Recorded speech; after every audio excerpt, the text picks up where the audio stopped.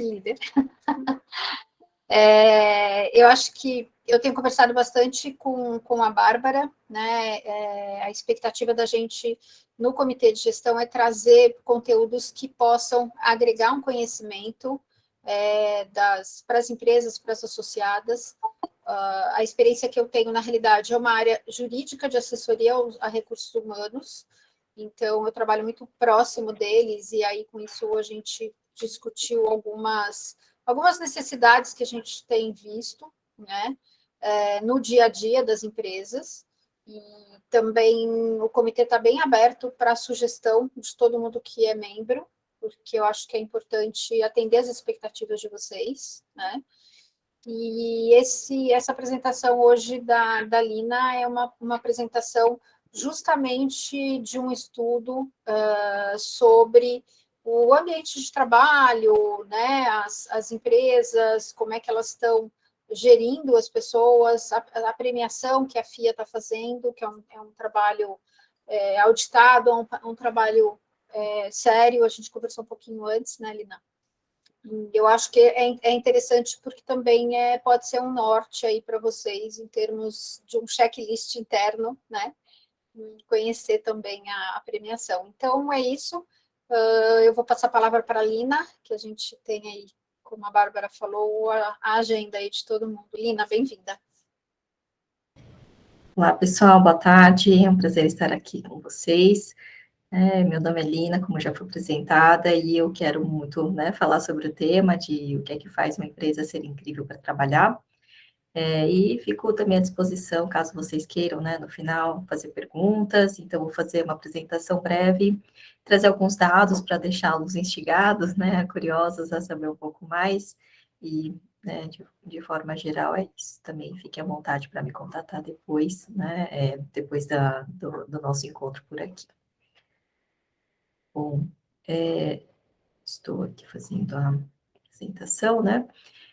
Então, com esse tema, né, o que é a ideia? É que a gente faz, né, uma edição, uma pesquisa que se chama FIA Employee Experience, né, uma pesquisa promovida pela FIA e que em 2020 ganhou uma nova parceria.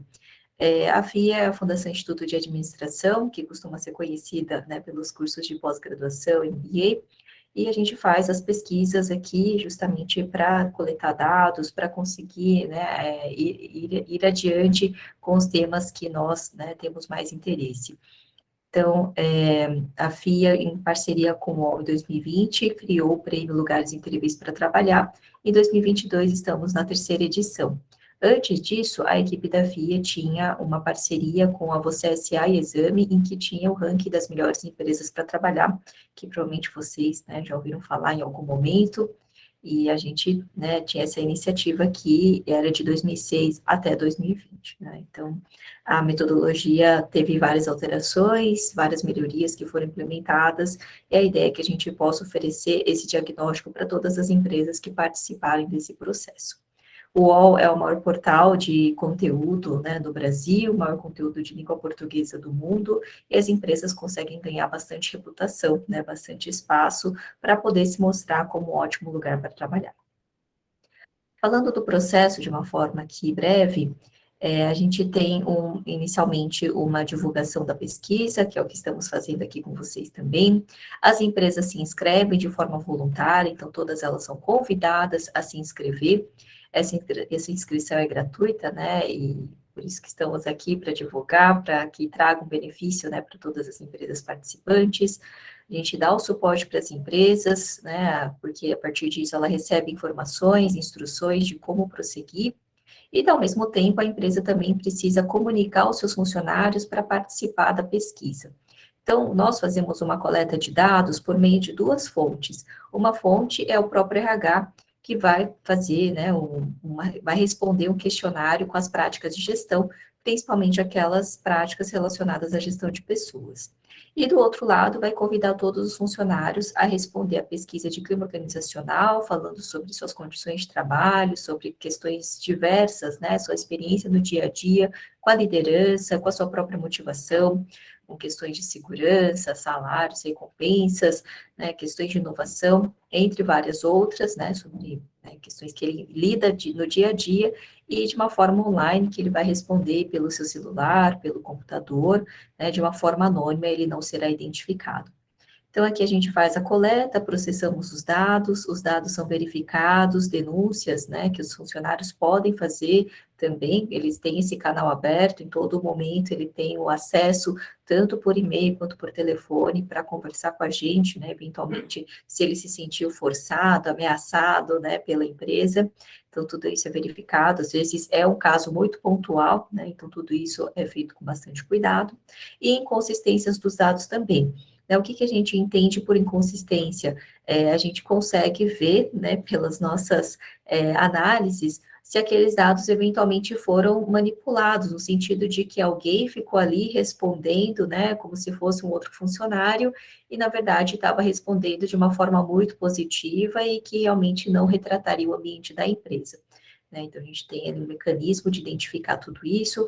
Algumas empresas acabam sendo desclassificadas justamente por esse ponto, né? Por esses itens aqui que nós identificamos.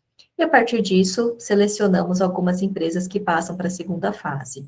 Para vocês terem uma noção, aqui no ano passado, a primeira fase contou com 380 empresas inscritas, e na segunda fase foram pré-selecionadas 134, que passaram por uma auditoria e a premiação de 120 lugares incríveis. Esses 120 lugares, eles são separados por pote, então as empresas concorrem de uma forma mais justa, né? Empresas que são de potes menores, então elas se competem entre si, depois as de porte médio e de porte grande, né? Então começa a partir de 50 funcionários até 300, é o primeiro corte, o segundo é de 301 a 1.500, e depois mais de 1.500 funcionários nós consideramos como porte grande. A auditoria, ela é importante porque nós vamos verificar como que essas práticas acontecem no dia a dia. Porque se a empresa, né, eventualmente fraudar ou colocar que ela realmente adota todas as práticas que nós perguntamos, o que é muito difícil, a gente nem espera, né, que uma empresa gabarite o questionário, a gente vai ali questionar. Olha, né, você tem, como que é, como funciona, me conta o exemplo, qual foi a última vez que isso aconteceu, quais foram os resultados, e as empresas vão evidenciando tudo isso, contando os cases, para que a gente até também mapeie, né, as melhores práticas. Aí a gente tem os eventos de premiação, né? Já vou falar sobre os prazos, mas vai acontecer em agosto, no final do mês, né? Deste ano de 2022. Fazemos publicação dos conteúdos, né? Pelo site, tem uma página permanente dentro do Economia, falando sobre as empresas, sobre tendências de RH, entre vários outros assuntos. Eventos de conteúdo que são constantemente, né, promovidos pela FIA. E um ponto de destaque aqui é que todas as empresas que conseguem uma nota mínima de 75 pontos na pesquisa com os funcionários recebem o certificado de clima organizacional. Né? Então, aqui é um bom benefício para as empresas que conseguem já se mostrar, né, com um ambiente de trabalho bastante positivo, bastante saudável, né? Então, já é um ganho, e se estiver ainda entre as melhores notas, recebe o selo de lugares incríveis. E por último, né, temos também, né, oferecemos a consultoria em gestão de pessoas, caso a empresa tenha interesse. E, resumindo também, né, aqui é o único ponto em que a empresa eventualmente teria algum custo financeiro, né? Todo o processo aqui, que começa na inscrição, até mesmo a devolutiva de todo o resultado da empresa, né, tanto de como foram as práticas e de como os funcionários pensam sobre a empresa, assertiva por assertiva, a empresa recebe de uma forma gratuita, inclusive a gente, né, agenda uma apresentação para poder explicar, para poder conversar, discutir os resultados, né? E à medida que a empresa quer aprofundar essas análises, aí sim a gente oferece a consultoria. Mas o selo de certificado, o selo de lugares incríveis, né? É tudo nessa parte gratuita, não tem nenhum custo para a empresa. O custo que a gente entende é o custo da mão de obra, né? Das pessoas para mobilizar o RH, para pedir às pessoas, né, participarem, para poder fazer aqui, né, o preenchimento das práticas, então realmente tem um custo que é indireto, mas não é um custo financeiro que a empresa vai precisar investir. As notas, né, que nós temos para classificar os lugares incríveis é uma composição em que 70% da nota vem pela opinião do funcionário, né? Afinal, ninguém melhor que o próprio funcionário para dizer se aquela empresa é boa ou não é, né? Então, a gente vai considerar assim, né, ouvir as pessoas, o clima organizacional por meio de 54 assertivas, né, medido aqui com peso de 60%. A gente também mede o índice de liderança e o índice do CEO, 5% cada, o quanto que os gestores são coerentes, quantos feedbacks eles dão e qual é o estilo de liderança, e o CEO, quanto ele é conhecido, confiável e como as pessoas avaliam o seu trabalho. Né? Aqui a gente não faz uma nova coleta com as pessoas, é a mesma pesquisa que o funcionário vai falar sobre todo o ambiente de trabalho, mas também vai dar a sua opinião sobre liderança, CEO, questões de bem-estar, falar sobre sua questão demográfica, né, idade, gênero, né, cor, raça, falar também sobre condições de estresse, condições diversas, né, até mesmo de endividamento financeiro que a gente pergunta.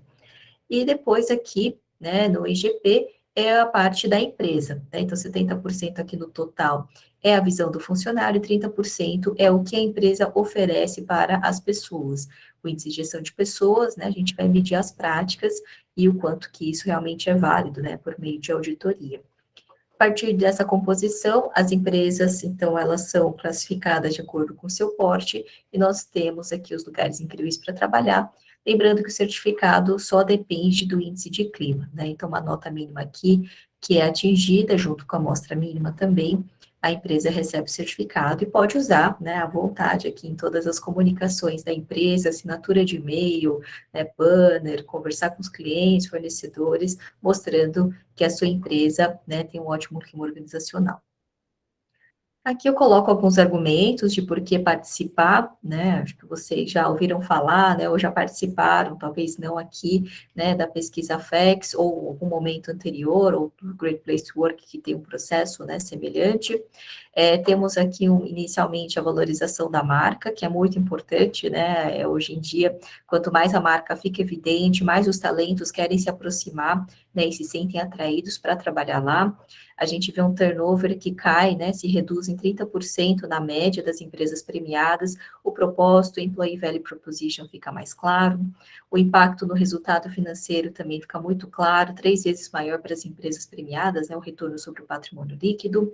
É um grande projeto de gestão de pessoas, mobilizamos o RH, os diretores querem saber dos resultados, né, isso valoriza muito quem está à frente dessa área.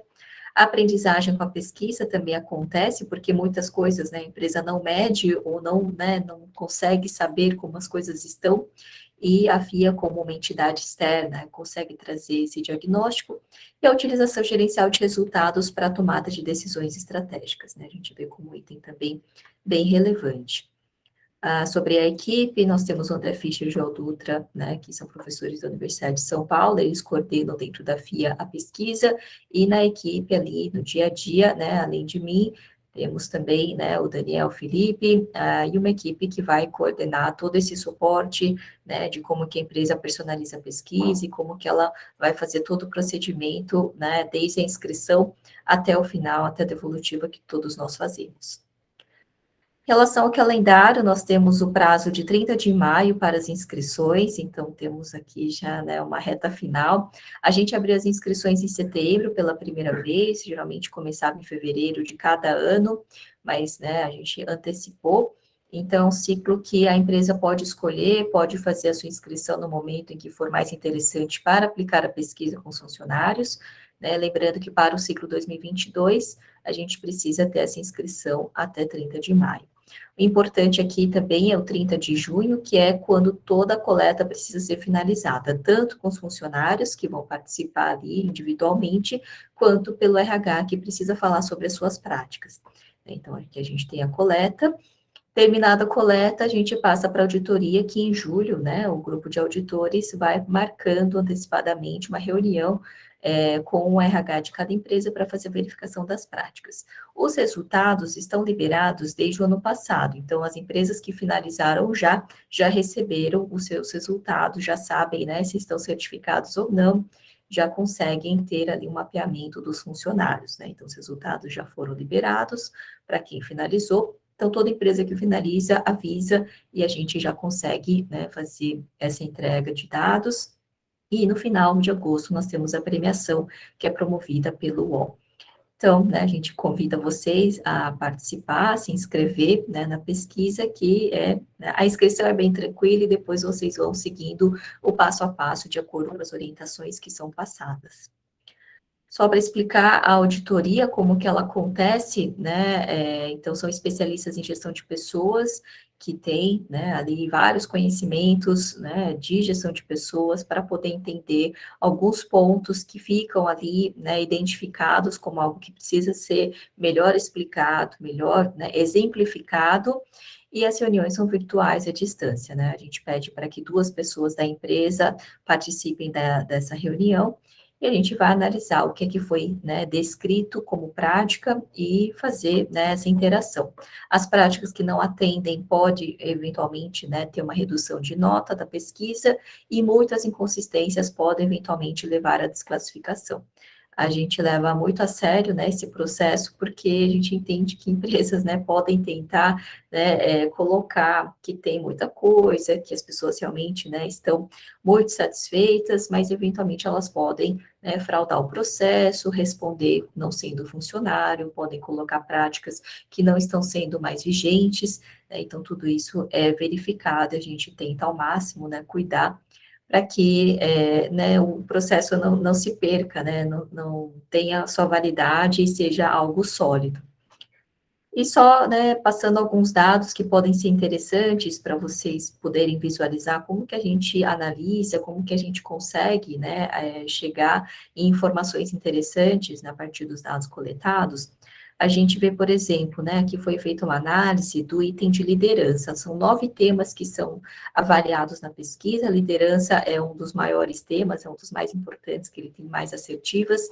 A liderança faz toda a diferença no ambiente de trabalho. Quando compara, né, aqui a nota das 120 empresas que foram premiadas, nota geral da pesquisa é de 90,5, numa escala de 0 a 100. A liderança tem uma nota muito próxima, né, até 0,2 acima, do que a nota geral. Quando vamos fazer essa avaliação da liderança com algumas características demográficas, nós percebemos, por exemplo, que a própria liderança, né, ou seja, se eu mesmo sou C-level, se eu mesmo sou gerente ou coordenadora de alguma coisa, minhas notas são mais elevadas do que daqueles cargos que não são gerenciais, né? Então, eu tenho aqui técnicos operacionais, administrativos e vendedores que têm notas um pouco menores do que quem é, né, gestor. Lembrando que a diferença aqui é considerada pequena, né? São cerca de 2, 3 pontos que nós vemos aqui de variação. Mas vejam, né? E o estagiário e trainee são bem satisfeitos também, eles só perdem do C-level, né? Quando a gente avalia por faixa etária, também tem uma certa variação, uma curva em que a gente vê aqui né, umas notas um pouco inferiores para o pessoal aqui de 27 a 39 anos, e aqui no final né, da curva a gente já vê também uma elevação, né? Pessoal com mais de 50 anos de idade percebem a própria liderança de uma forma um pouco mais positiva.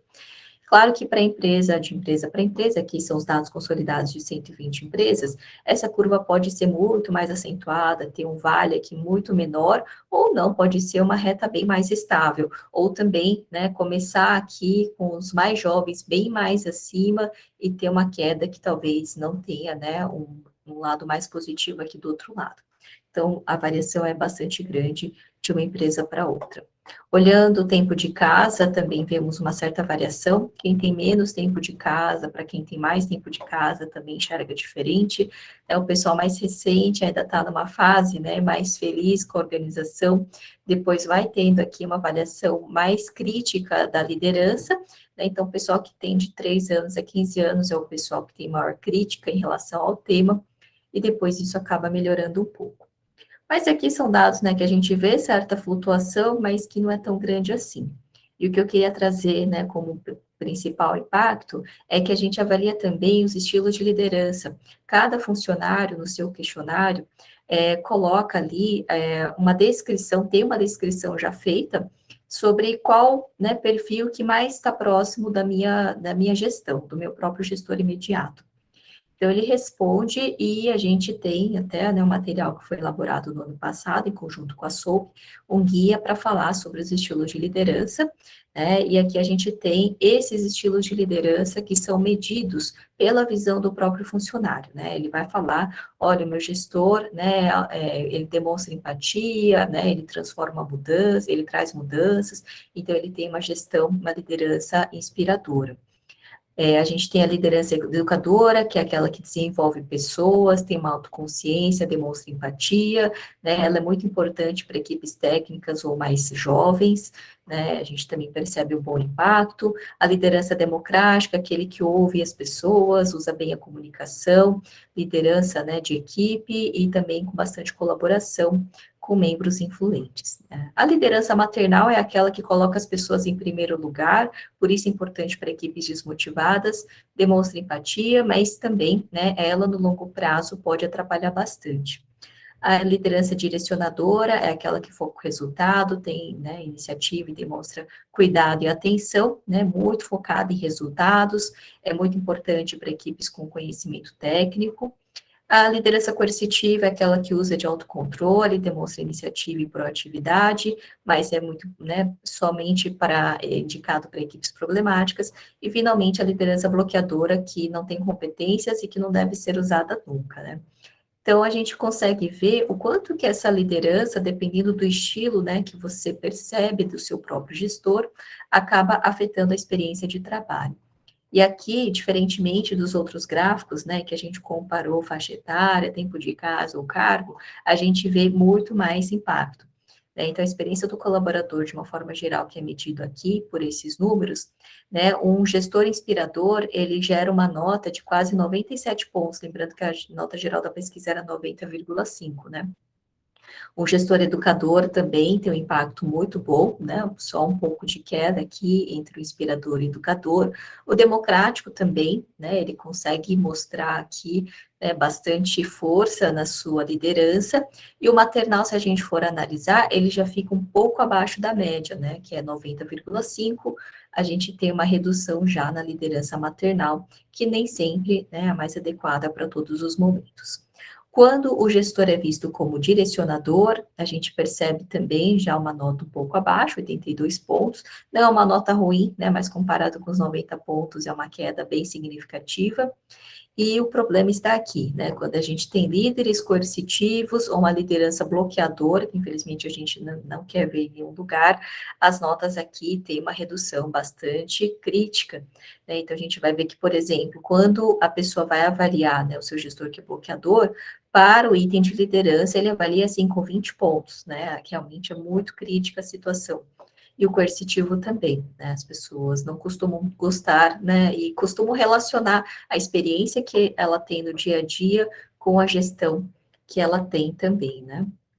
A liderança também está relacionada ao feedback, né? Quantos mais feedbacks a pessoa afirmou ter, então, se ela recebeu, por exemplo, mais de 6 feedbacks, mais de 3 feedbacks no último ano, né? Essa é a pergunta, a gente vê o quanto que isso é tão positivo, né? Uma pessoa que recebe 3 feedbacks ou mais, ela tem uma tendência de ter uma experiência de liderança, né, muito acima, vai para 96 pontos, 97, 97, né? Quem não recebe nenhum feedback, infelizmente, está aqui, né? Uma nota que é muito inferior também. Quem recebe um feedback também, uma média abaixo, né, do geral. Então, é um outro ponto que a gente coloca aqui, né, como atenção para as empresas conseguirem estimular essa cultura, né, das devolutivas, das respostas, né, da avaliação de desempenho com feedback construtivo. Então, de forma geral, né, era isso que eu queria trazer e deixar à disposição. Meus contatos estão aqui, né, e a Bárbara também vai encaminhar depois esse material que apresentei. Muito obrigada, pessoal. Muito obrigada, Lina. Uma excelente apresentação. Eu gostaria de abrir aqui para contribuições, para perguntas, tanto por microfone quanto pelo chat aqui.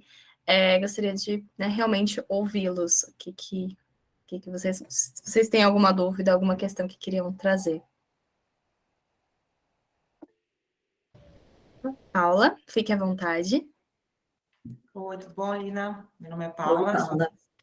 de escritório, de advocacia, tá? E eu queria entender só um pouquinho, esses resultados que você mostrou são de pesquisa feita realmente nesse período do ano passado para esse ano. 2021.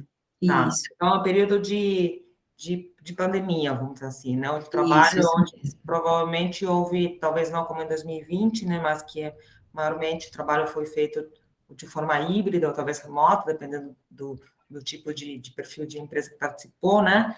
E mesmo assim, aparentemente há um índice de satisfação bem grande aí dos funcionários trabalhando dessa forma em relação à gestão, vamos dizer assim, né? Porque às vezes o que eu tenho visto que por conta aí principalmente nesse período de pandemia, às vezes, e da dificuldade no começo, de adaptar-se ao teletrabalho, né, e ao trabalho remoto, alguns gestores foram muito mais incisivos em cobranças, em fazer gestão, e de ter certeza de que havia produtividade, cobranças, né?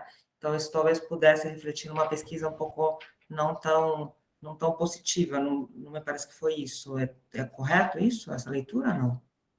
É correto, Paulo, ótima observação. Eu posso até comentar, né, sobre o seu ponto. Quando a gente compara de 2020, a gente fez a pesquisa também em 2020, né, bem no meio da pandemia, de 2021, a maior parte foi coletada em junho, né, assim como a gente vai ter uma maior parte coletada agora em junho de 2022 também. As notas de liderança, elas melhoraram em relação ao estilo de liderança. Então, a gente percebeu, por exemplo, que a gente viu mais líderes inspiradores de um ano para outro, a gente viu mais líderes democráticos, mais líderes educadores, o que é um ponto positivo, né? A gente vê o quanto que esses dados trazem um certo impacto, as empresas vão tentar ajustar essa forma de liderança. E as notas, elas foram realmente elevadas, mas a gente não atribui isso à liderança de uma forma específica. A gente atribui isso às condições externas de mercado. Tem um gráfico que eu posso até incluir na apresentação para depois enviar, que eu não coloquei, mas que a gente relaciona desde 2012, que é quando o IBGE mudou, né, a forma de se entender a taxa de desemprego, taxa de desocupação, e a gente faz a correlação dos dados, né, de taxa de desemprego com as notas da pesquisa das empresas premiadas. E a correlação dá de 0,99, ela é quase perfeita no 1. Isso quer dizer o quê? Que quando o desemprego tem uma taxa alta, as notas das empresas aumentam, e quando cai, também cai. E como ano passado a gente teve, nesse histórico, de 10 anos, né, o valor mais alto, que claro que é um fato que a gente não quer, mas, né, por outro lado, é um lado que melhora a nota das empresas. Então, a gente nunca teve uma nota tão alta também. E a gente, né, viu que é muito positivo, por quê? Porque é a reação das pessoas. As pessoas, quando vão avaliar seu dia a dia no trabalho, se lá fora não vai bem, se eu tenho alguém da família desempregado e tudo mais, talvez a minha empresa não seja tão ruim assim, talvez meu gestor não seja tão ruim assim. É ótimo, né? Valorizam, né? Ele tira a crítica e fica menos exigente, né? Eu sei que Nem sempre a grama do vizinho é mais verde, né? Exatamente. Aí o mercado aquece, as notas caem. Então, Faz todo sentido. a gente tem essa influência, né? Não vou dizer que isso é positivo, que é negativo, mas é importante considerar. Por isso que a gente vê sempre também as evoluções das empresas, né? A empresa cresceu 3 pontos de um ano para outro. Isso é bom? Depende, né? Se a média das empresas também cresceu 3, me desculpe, mas você ficou ali, né, junto, igual, né? Não foi exatamente uma melhoria. Por isso que essa referência que nós trazemos da pesquisa, as médias dos lugares incríveis, são importantes para trazer essa conexão, né? Esse entendimento de uma forma calibrada. Senão, toda empresa vai ter problema de carreira e remuneração são sempre 2 itens mais críticos, naturalmente mais críticos, porque envolve sentimento de justiça. Mas você não pode fazer seu julgamento, por quê? Porque você precisa comparar com as médias lá fora, né? Comparando, você consegue ver o quanto que você, né, está deslocado ou não, né, dessas avaliações. Perfeito. Obrigada. Obrigada, Paulo, pela pergunta. Lina, eu gostaria de fazer uma pergunta, na verdade, mais geral. A gente viu aqui alguns critérios em referência à avaliação geral da empresa, e a gente sabe que agora a gente, mais do que nunca, está falando sobre ESG, né, a parte de governança que se relaciona diretamente com a pesquisa. O ideal, né, é que as empresas, que os resultados da pesquisa sejam avaliados, sejam de um trabalho prévio, né, seja de toda uma base de estrutura. Mas assim, a gente sabe que esse tipo de pesquisa, esse tipo de reconhecimento incentiva que as empresas trabalhem melhor a sua governança e toda a estrutura sustentável, né, voltada a pessoas para as empresas. Destes critérios, como que você consegue, né, de uma forma assim bem geral, senão a gente poderia passar uma tarde toda conversando, mas quais os pontos mais estratégicos para uma empresa a partir dos resultados que você observou ao longo dos anos na pesquisa? Quais seriam as recomendações que você daria para uma empresa que está conhecendo agora a pesquisa, que quer realmente repensar a sua governança? Ótima pergunta. Bárbara, inclusive, o ESG virou um dos novos temas da pesquisa, né? A gente tinha antes 12 temas de análise de gestão, e a gente passou para 9, fizemos uma simplificação, e o ESG virou uma nova categoria. O ESG, a gente mede essas questões de sustentabilidade, como que o funcionário percebe, avalia, enxerga, né, essas ações sociais, ações, né, de como que a empresa também consegue comunicar bem os seus objetivos para, né, os funcionários, e como que esse entendimento e concordância com isso também, e questões de diversidade, né? Então, a gente está avaliando os itens de ESG, e a gente vai colocar isso, né, sempre relacionando com as práticas, porque uma parte que é interessante, Bárbara, é justamente isso, né? As empresas têm várias práticas diversas, né? As empresas têm muitas ações. A gente pergunta essas ações, a gente pergunta práticas mais sofisticadas, né? Então, é comum as empresas, né, elas não vão gabaritar, infelizmente, né? E nem é a ideia mesmo, mas ver o quanto que essas práticas que estão sendo realmente, né, aplicadas, investidas, inclusive, estão impactando nas pessoas. Porque às vezes a gente vê que falta, né, a comunicação, falta a empresa enfatizar essas ações todas que estão sendo feitas, né, e que valorizam tudo aquilo, né, que está sendo feito pela empresa. E o que a gente tem percebido é que mais importante do que exatamente ter as práticas, né, ou realmente investir financeiramente nessas práticas, é o dia a dia, né? Então, o papel da liderança é extremamente importante para fazer as coisas acontecerem. Não adianta a empresa ter, por exemplo, um plano de desenvolvimento individual super interessante, se o gestor não conversa sobre esse plano de desenvolvimento com os funcionários individualmente, né? Se ele não dá feedback. A empresa tem um ótimo programa de feedback, comprou um software caro, né, para ficar fazendo feedback com os funcionários, mas os funcionários não estão, né, percebendo, não estão absorvendo isso, né? Então, é um ponto ali, tem que ser identificado, os gestores que não estão fazendo, os gestores não estão preparados para fazer esse processo, né? Então, a gente vê que a pesquisa traz muito desses elementos, né? E o que é legal é, né, na hora de conversar com a empresa, para a gente, assim, a gente vê os dados e, assim, fica imaginando coisas, né? Mas o RH vai falar, nossa, aqui faz sentido, né? Realmente, a gente não fez nada de treinamento esse ano por causa da pandemia, ou por causa de alguma questão, de alguma mudança estratégica, e a nota caiu, né? Assim, as coisas não são automáticas. Aquilo que a empresa não mexe, ou não comunica, ou não reforça, as notas são, né, são afetadas. Assim como o contrário também, né? O gestor é aquele que precisa trazer junto, né, todas essas questões, não é o RH, né? O RH é só um facilitador de tudo isso, e vai ser aquele que incentiva, né, o ambiente como um todo, né, a ter todo esse desenvolvimento de pessoas. Mas o que a gente percebe é isso, né?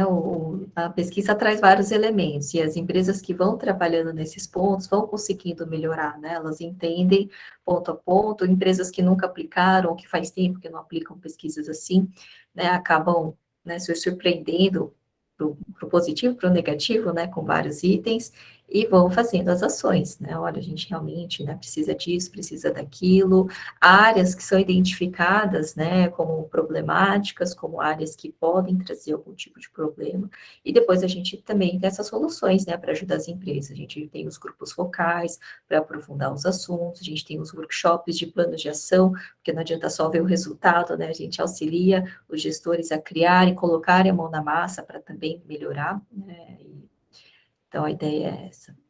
Desculpe, Bárbara, falei demais. Imagina, excelente, muito obrigada.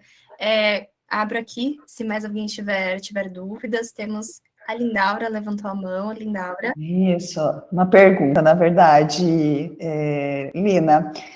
A gente tem, com base aí na sua experiência, em toda a trajetória, já acompanhando as empresas nessas pesquisas, para as empresas que estão aí abaixo dos 75 pontos, né, você tem uma estimativa de quanto tempo se leva para a evolução, quantos pontos é possível evoluir a cada ano, seguindo, claro, rigorosamente as recomendações de vocês. Então, vamos supor que a Roca decida participar, né? Hoje eu estou na Roca Brasil aqui, decida participar da pesquisa e constate-se um resultado inferior a 75 pontos. Como que vocês veem essa evolução? Quanto tempo isso leva? Seguindo rigorosamente as recomendações, qual é a evolução anual que, com base nas experiências de vocês têm acompanhado em outras empresas nessa situação? É uma pergunta difícil. Eu sei que é difícil. Mas já acompanhei muitos casos, né? Eu comecei trabalhando na pesquisa da estatística. Pergunta do milhão, né? Comecei trabalhando na FIA com as pesquisas, né, em 2005, com esse projeto das melhores empresas, depois no Great Place to Work, então acompanhei realmente muitas empresas. A gente tem uma média, né, de crescimento das empresas, quando assim, vão fazendo ações, né, constantes, de mais ou menos 3 pontos a cada ano, mas isso é para empresas que já estão no nível, assim, acima dos 70 pontos e que conseguem, né, crescer. Eu já vi empresas, né, e aí não são também raras, né, mas são empresas que realmente focam nisso, vão trabalhar, porque entendem a importância, né, e veem o impacto de resultados de 6 a 8 pontos por ano. Então, assim, empresas que começam com 55, 60 pontos numa primeira pesquisa e vão avançando, né, com bastante rapidez e que se mantém, né, tem uma empresa que a gente acompanhou, por exemplo, que, né, eu acompanhei por alguns anos, ela começou numa fase inicial ali com 50 e poucos pontos, atualmente ela não sai dos 94, 95, né, já faz uns 5 anos, um trabalho muito legal, né, e eles percebem quanto que esse ambiente mais colaborativo, mais saudável, mais, né, aberto para todo mundo faz a diferença. Então, a gente percebe isso muito nas mudanças de gestão, quando vem um novo presidente, uma diretoria de RH, que, né, quer reforçar, né, nunca vai deixar a pesquisa de lado, porque entende a importância disso, e a gente tem vários cases que a gente vai vendo, né, olha, a margem operacional da empresa, a margem, né, de lucro da empresa, a produtividade do pessoal, a participação de mercado, a gente vai colocando nos gráficos junto com as notas da pesquisa, né, a gente sempre tem essa correlação muito forte. A gente faz, por exemplo, alguma análise, né, de satisfação de lojas, né, de unidades da empresa, satisfação dos clientes está sempre correlacionada com satisfação dos funcionários do ambiente também, né, então, assim, a gente não acha que é uma mágica, né, e nem tortura de dados. Não é mágica, justamente, não é mágica.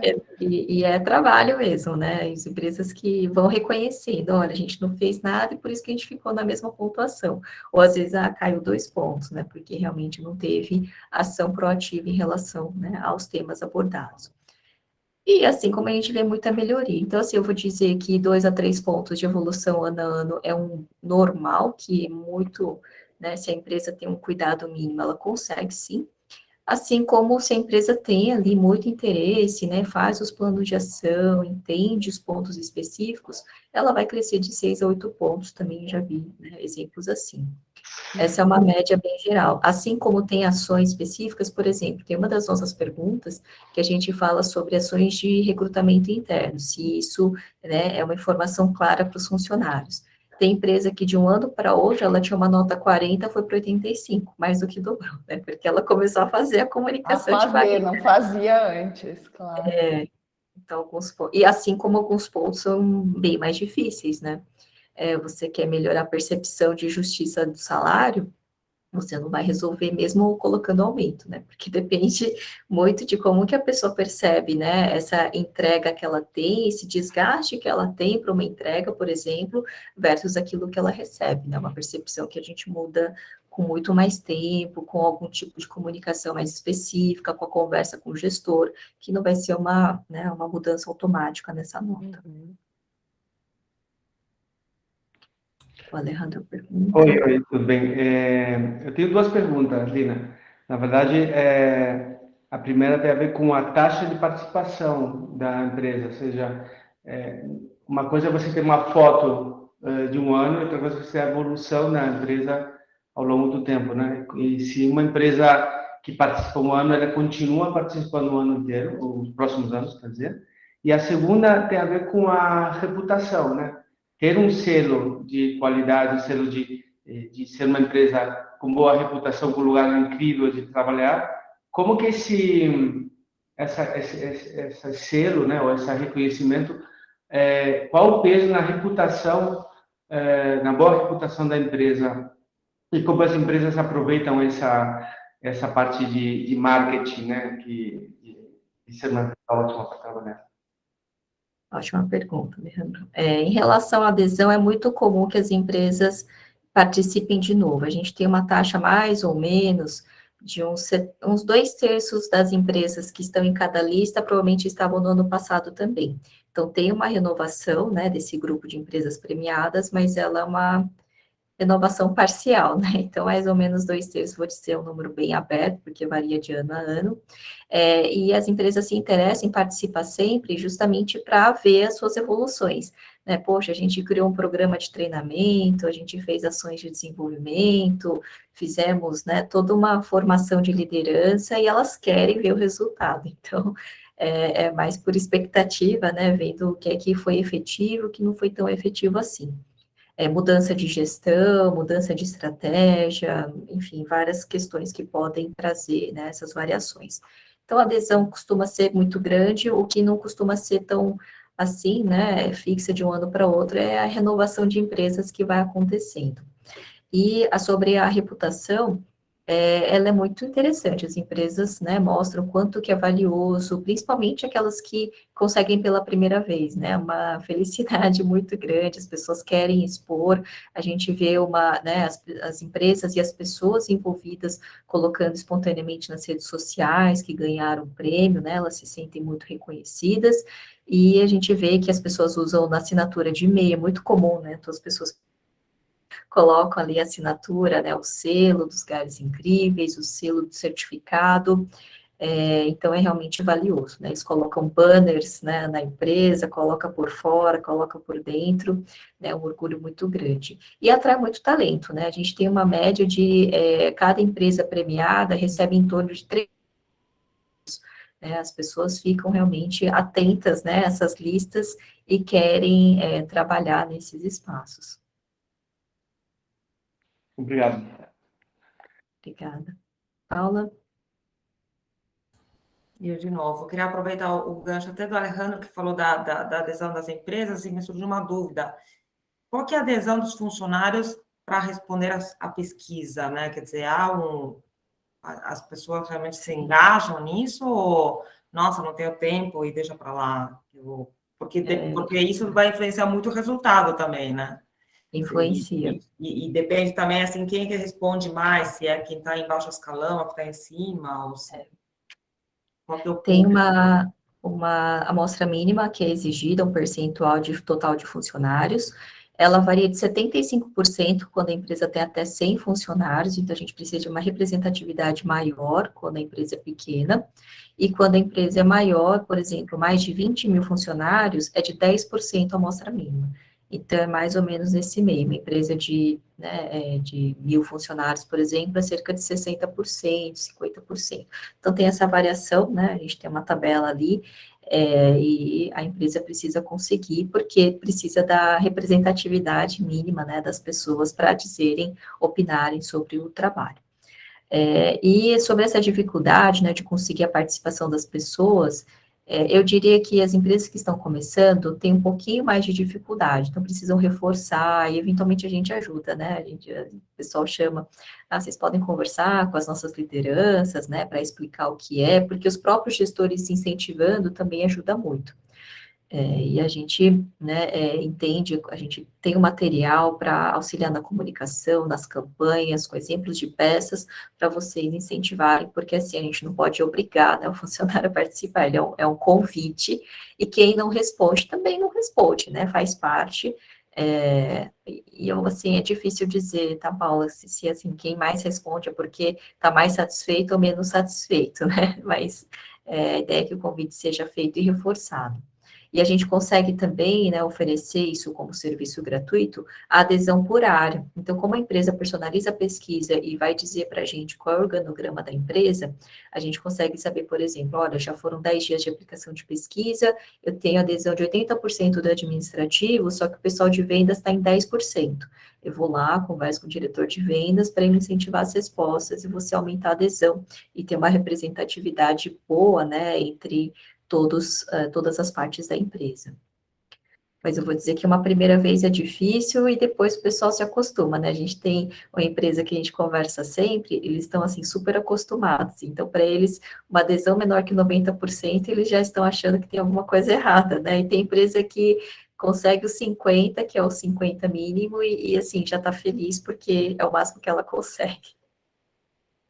Tá ótimo, obrigada.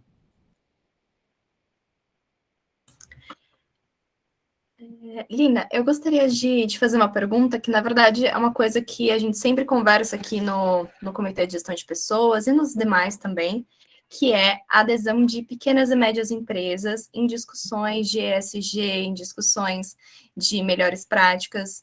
A gente sabe que, para responder à pesquisa, as empresas têm que ter um mínimo, né, de 50 colaboradores, certo?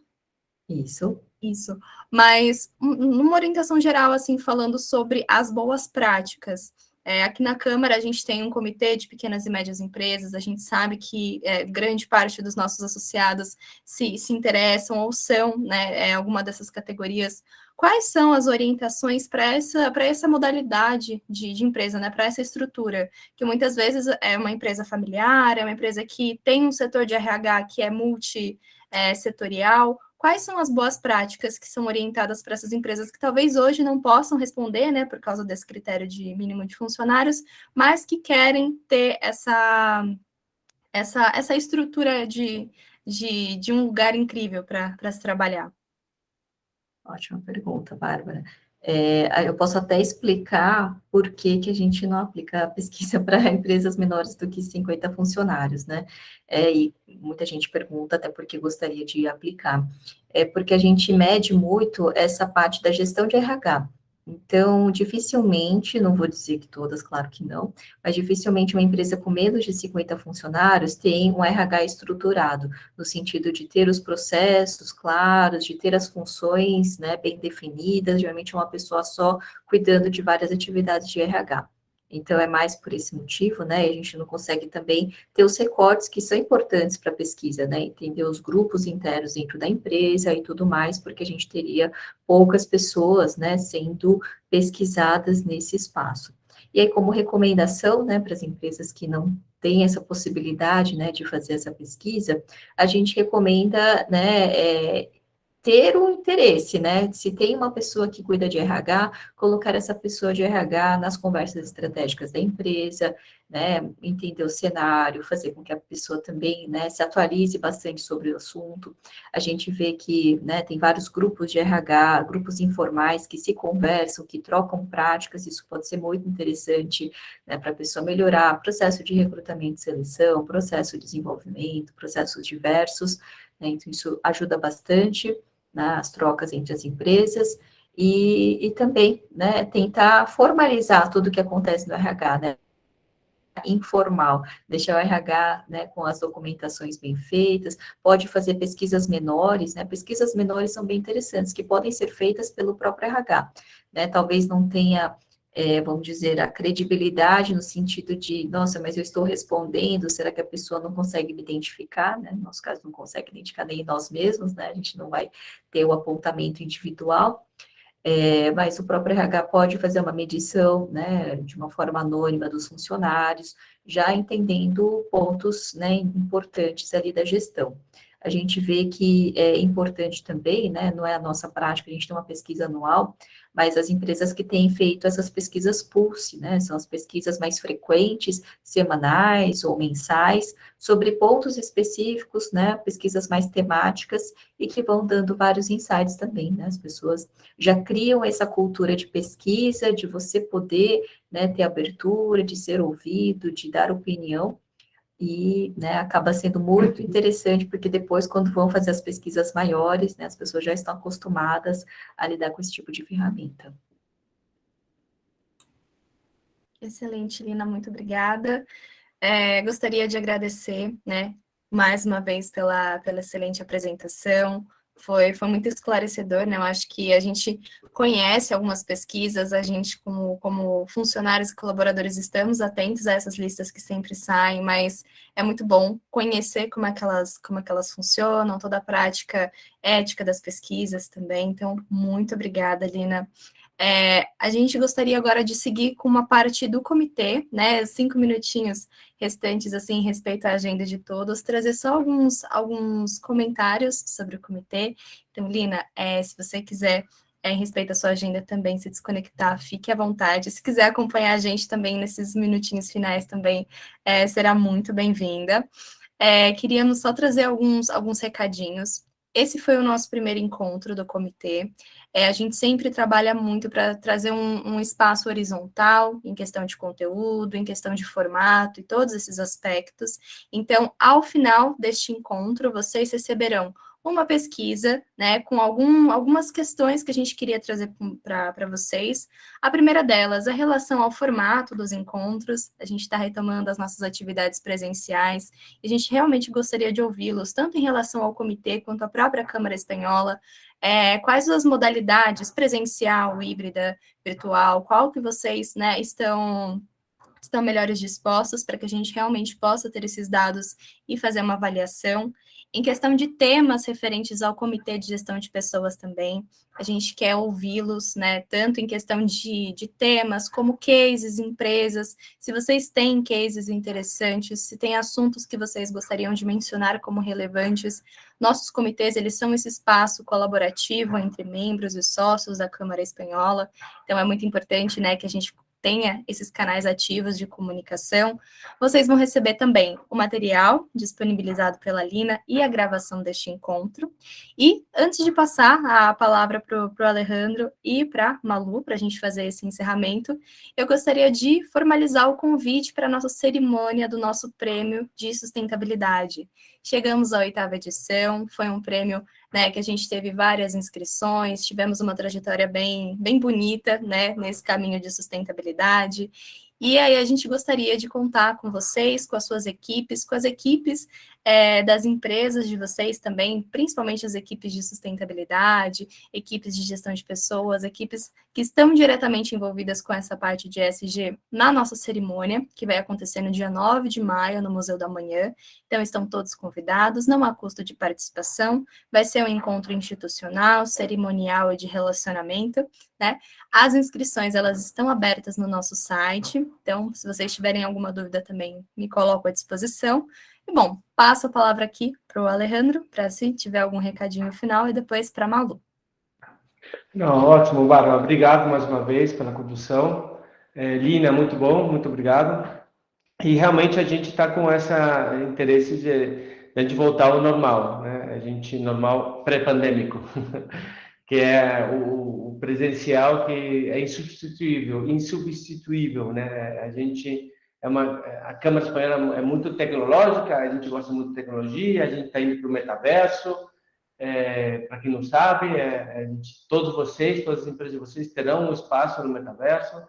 Então, mais nada substitui o presencial, o cafezinho, o abraço, né? Então, para quem não conhece nosso espaço, estamos aqui na Berrini, na Ponte Estaiada, e temos um espaço de evento bem grande. Aliás, se vocês precisarem usar para vocês mesmos, para uso de vocês, também está disponível, né? Então, antes da pandemia, a gente fazia muitas reuniões, todas as nossas reuniões presenciais e híbridas, porque já tínhamos a possibilidade de as pessoas participarem de forma remota através da Câmara, mas cada vez mais a gente o híbrido nunca voltou para ficar, né? Nunca vai deixar de ter a possibilidade de participação remota, mas o presencial, realmente a gente quer ver vocês por aqui mais vezes. Então, nós temos só outro evento programado, Bárbara, que é importante dizer para ela, sou o único homem aqui, é a Projeções Econômicas, né? O evento Projeções Econômicas, que vai ser no Pinheiro Neto, lembrando que vai ser me lembra aí, Bárbara, por favor, 18 de maio. Isso. Tá? Vai ser no Pinheiro Neto, 18 de maio, vai ter o diretor de política monetária do Banco Central, o economista-chefe da XP e o cientista política tendência Rafael Cortez. Então, voltamos com tudo na Câmara, presencial, e esse comitê eu gostaria de vê-lo mais por aqui, todos vocês. Tá bom? Malu, por favor. Bom, achei que a apresentação foi ótima, Lina, a gente já tinha conversado antes e realmente achou, para mim, né, eu até conversei com a Lina, né, a visão um pouco do advogado que trabalha muito junto do RH, mas não esquece que é advogado, né, que é a questão justamente da aferição dos votos, de realmente ser uma coisa transparente, eu acho que é muito importante. É um instrumento importante de conhecimento, de autoconhecimento para as empresas, né? Eu brinco que o PLR também é um instrumento de autoconhecimento. E a ideia do comitê é isso mesmo, é trazer temas, e por isso que eu acho que é muito importante a participação de vocês, inclusive com sugestões de temas, né? A gente está pensando alguma coisa até com expatriados e os nômades, né? Essa questão do teletrabalho que de repente você descobre que tem um empregado seu que está na Rússia, né? Que já aconteceu com um cliente meu, o que eu faço com a pessoa. Então, acho que é bem interessante também, mas a gente gostaria muito que vocês realmente dessem sugestões de temas, de coisas que vocês gostariam, não só em eventos abertos, mas a gente pode fazer, eventualmente, a discussão dentro da plataforma, né, Bárbara? Às vezes com troca de materiais, enfim, eu acho que o importante é o comitê se tornar cada vez mais ativo, e para isso é a participação de vocês que é muito importante, tá bom? É isso. Sim. Só reforçando, é exatamente isso que a Malu falou, a gente, né, pede essas sugestões, tanto de temas para eventos, quanto para encontros como esse aqui, que são encontros fechados, em que a gente consegue ter esse dinamismo maior, quanto de publicações, artigos, todo o material voltado a conteúdo, voltado a essa intelectualização do nosso grupo, para sermos mesmo esse conglomerado aqui de criação de conteúdo, tá? Então, a gente aguarda as respostas de vocês, aguardamos também nos próximos encontros. Qualquer dúvida, eu estou à disposição e a nossa equipe aqui também. E, bom, gente, boa tarde, muito obrigada e até a próxima. Obrigada a todos. Tchau, tchau. Obrigada a todos. Tchau. Obrigada.